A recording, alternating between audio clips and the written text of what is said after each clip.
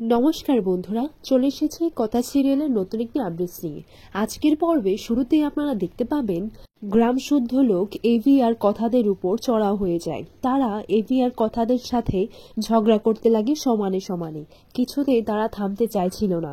তখন সেখানেই দেখা যায় যে হোটেলের মালিকবাবু চলে আসেন এবং তিনি এসে বলেন, আপনারা এই রকম কেন করছেন? ওরা তো আমাদের অতিথি হন। তখন সেখানকারই একজন ভদ্রলোক বলে, ওনারা আমাদের অতিথি ঠিক আছে, কিন্তু ওনারা আমাদের সাথে কি করছেন? ওনারা বারবার মন্দিরের দিকে গিয়ে অপদেবতাদের জাগিয়ে তুলছেন। এরপর আমাদের যদি কিছু ক্ষতি হয়ে যায়? তখন হোটেলের মালিকবাবু বলেন, না, তারা আর মন্দিরে কখনোই যাবে না, আমি কথা দিচ্ছি। এরপর এভি বলে, আপনারা একটু বোঝার চেষ্টা করুন, আমরা আমাদের সঙ্গীকে খুঁজছি, ওটা খোঁজাটা খুব দরকার, আমরা ওকে হারিয়ে ফেলেছি, আর আমরা আপনাদের শত্রু নই। এই বলেই এভি সবাইকে থামানোর চেষ্টা করে। এইদিকে দেখা যায় যে মালিকবাবু তাদেরকে বুঝিয়ে এই ব্যাপারটা ধামাচাপা দেওয়ার চেষ্টা করে। এর পরের মুহূর্তে দেখা যায় যে এভি আর কথা সবাই চলে যায় মন্দিরের কাছাকাছি। এরপর দেখা যায় যে পুরোহিত মশাই পুজোর আয়োজন করছে একটা জায়গায়। তখন সেখানে মান্ডবী গিয়ে বলে, ঠাকুর মশাই, কিছু কাজ থাকলে আমাকে বলবেন, আমি করে দেব। এরপর ঠাকুর মশাই বলেন, আচ্ছা ঠিক আছে, তুমি বরং এইগুলোতে গোবরটা লেপে দাও। এটা শুনে মান্ডবী বলে, হ্যাঁ, গোবর লেপে দেব? এখন এখানেও গোবর দিবি? এরপর দেখা যায় যে মান্ডবী অন্য এই কাজের ছুতোটা দিয়ে পেরিয়ে যেতে চাইছে। তখন ঠাকুর মশাই বলে, না না, তুমি এই কাজটাই করো। তখন মান্ডবী আর কোনো উপায় না দেখে সেই কাজটাই করে এবং সে এক এক করে পাথরের উপর গোবর দিয়ে লেপে দেয়। আর এটা করার পর মান্ডবী মনে মনে এটাই বলতে লাগে যে আমি তোর থেকে সব শোধ নিয়ে নেব গোবর দেবী, তুই দেখিস। এর পরের মুহূর্তে দেখা যায় কথা, এভি আর বাকি সবাইরা সেই স্থানে পৌঁছে আসে এবং সেখানে পৌঁছানোর পর মান্ডবী কথাকে বলে, দিদিমণি, এইখানে ঠাকুর না খুব জাগ্রত, আপনি একটা মানত করেন, দেখবেন আপনি আপনার বোনকে ঠিক পেয়ে যাবেন। এরপর কথা এই কথা শুনে সেখানে ঠাকুরের কাছে সে প্রার্থনা করতে লাগে। সে বারবার তার মাথায় আঘাত করে এবং চারিদিকে দেখা যায় যে তুফান আসছে। এরপর দেখা যায় যে সবাই কথার এরকম অবস্থা দেখে কথাকে সবাই বারণ করে, কিন্তু কথা কিছুতেই থামেনি। কথা বারবার তার মাথায় আঘাত করে যাচ্ছে। এরপর প্র্যাটি, অনিকেত আর সবাই মিলে এভিকে বলছে যে কথাকে গিয়ে আটকা, ওর কিছু একটা হয়ে যাবে, পরে এখানে রক্তাক্ত একটা কাণ্ড হয়ে গেলে তো কেলেঙ্কারি হয়ে যাবে। এইদিকে প্র্যাটের অর্ণাও বলে, আচ্ছা এরকম করে কেউ নাকি? অর্ণা আর প্রি বলে, এরকম কেউ করার কি আছে, এটা করে কি লাভ? এরপর নীলাদ্রি বলে, হ্যাঁ করে, যারা ভালোবাসে তারা ভালোবাসা মানুষের জন্য এটা করে। দেখ কথা, তুই এরকম করিস না। এরপর এভি কথা গিয়ে আটকায়। এভি বলে, কথা তুই এরকম কি করছিস? তুই কি পাগল হয়ে গেছিস? এটা করলে তো হবে না, তুই নিজেকে একটু সামলা। এরপর কথা কাঁদতে কাঁদতে বলে, পাচক মশাই, আমরা জুনিকে গিয়ে কোথায় খুঁজবো? ওকে তো আমরা কোথাও খুঁজে পাচ্ছি না।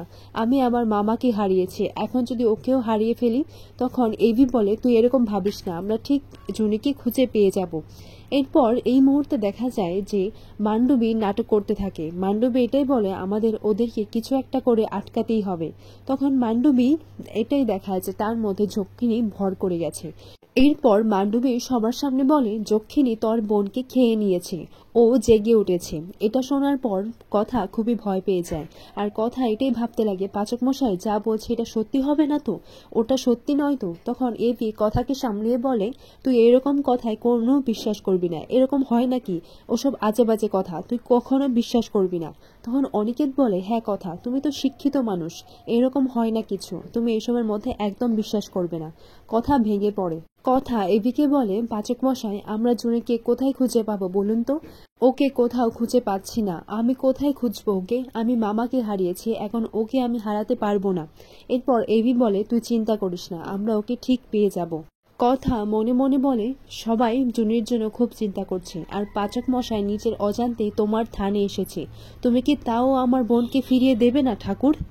এরপর এভিয়ার অনিকেত বলে, এখানে সময় নষ্ট করা যাবে না। অন্যদিকে দেখা যায় মান্ডবী এরকম অবস্থায় নাটক করে সে বেহোশ হবার আবার নাটক করে। তখন দেখা যায় যে সেই মুহূর্তে হোটেলের মালিক চলে আসেন এবং তিনি এসে বলেন, আপনারা আমাদের অতিথি, আর অতিথিরা বিপদে পড়বে সেটা দেখে আমি চুপ করে থাকবো তা তো হয় না। আমি আপনাদের সাহায্য করব।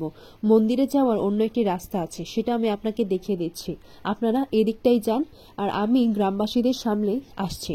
এরপর মান্ডবীর চোখে মুখে জল দেওয়া হয় এবং মান্ডবী বলে, না না, আমাদের ওদেরকে যে করে হোক আটকাতে হবে। ওদিকে ওরা তো মাল পাচার করছে, ওদেরকে না আটকালে সবটা তো পণ্ডল হয়ে যাবে। এরপর কথা রেবি মন্দিরের দিকে চলে যায়। তখন সেখানে মাধব বলে, ওরা আবার এইদিকে আসছে কেন? কারণ তারা তো মালটা পাচার করছিল। এদিকে মাধব তাদের আসাতে একটা আওয়াজ বার করতে লাগে। তখন সবাই এটা শুনে বলে, এটা কিসের আওয়াজ? ঋতু বলে, এটা হয়তো কোনো শেয়ালের ডাক। তখন এভি বলে, না না, আমাদের এই ব্যাপারটাকে দেখতেই হচ্ছে। তখন প্র্যাটি বলে, এত বড় একটা ঘটনা হয়ে গেছে আর গ্রামের মোড়ল এইসবের মধ্যে জড়িয়ে নেই, এটা কি করে সম্ভব? তখন কথা বলে, হ্যাঁ ঠিক বলেছ, আমরা যদি তাদেরকে গিয়ে জিজ্ঞাসা করি হয়তো উনি কিছু একটা জানতে পারেন। এরপর এভি মাধবকে দেখে নেয়। মাধবকে দেখে বলে, এত রাতে উনি এখানে কি করছেন? এরপর মাধব সবাইকে লুকোনোর কথা বলে, আর এখানে আজকের পর্বটি শেষ হয়। আগামী পর্বে দেখা যায় যে নীলাদ্রি দেখতে পায় যে কিছু একটা জঙ্গলের মধ্য দিয়ে যাচ্ছে। এভি বলে, এইসব কি যাচ্ছে? তখন মাধব বলে, এইসব আসলে মাছ যাচ্ছে। তখন এভি বলে, হ্যাঁ আমার তো রেস্টুরেন্ট আছে, তাহলে যদি দেখি মাছগুলো ভালো তাহলে আপনাদের থেকে সাপ্লাইটা নেব। কথা বলে, আপনি এখন এই সময় মাছটা দেখবেন? এভি বলে, তুই চুপ কর, দুয়ে দুয়ে যোগ করলে কি হয়, চারই হয়তো। তুই ঠিকই ছিলি, সেদিনে তুই স্কাল্পচারগুলো দেখতে পেলি না, আর আজকে দেখ জঙ্গলের মধ্য দিয়ে এত রাতে কি যাচ্ছে। এরপর কথা বলে, তার মানে আমাদের দেশের জিনিস বাইরে পাচার হচ্ছে? এভি বলে, এক্স্যাক্টলি। এরপর কথা বলে, তাহলে জুনি এইসবের মধ্যে জড়িয়ে পড়েনি তো, ওদের জঙ্গলে পড়ে যায়নি তো? তখন এভি বলে, হতে পারে, আর আমাদেরকে সেটাই দেখ